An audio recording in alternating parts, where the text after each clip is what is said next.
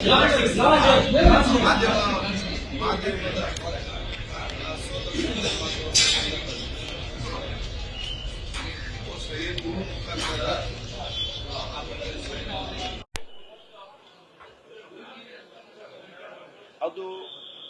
ನಿಜವಾಗಿದ್ದಲ್ಲಿ ನಾನು ತೀವ್ರವಾಗಿ ಖಂಡಿಸ್ತೇನೆ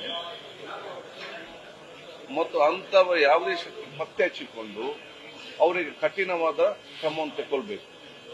ಈ ಸಂಪೂರ್ಣದ ಯಾಕಿದ್ರೆ ನಮ್ಮ ವ್ಯಾಪ್ತಿಗೆ ಬರುವುದು, ಇದು ಹೊರಗೆ ನಡೆದಂತ ನಮ್ದು ಪರ್ಸನಲ್ ಆಫೀಸ್ ಮಾತ್ರ ಅಲ್ಲಿ ಇರುವಂತದ್ದು ನಮ್ಗೆ ವ್ಯಾಪ್ತಿಗೆ. ಇದು ಗೃಹ ಇಲಾಖೆಗೆ ಬರುವಂತ ಪ್ರದೇಶವಾಗಿದೆ. ಅದಕ್ಕೆ ನಾನು ಗೃಹ ಸಚಿವರಿಗೆ ನಾನು ಚರ್ಚೆ ಮಾಡಿ ಅದನ್ನು ಸೂಚಿಸ್ತೇನೆ. ಇದರ ಬಗ್ಗೆ ಸಮಗ್ರವಾದ ತನಿಖೆ ಆಗಬೇಕು.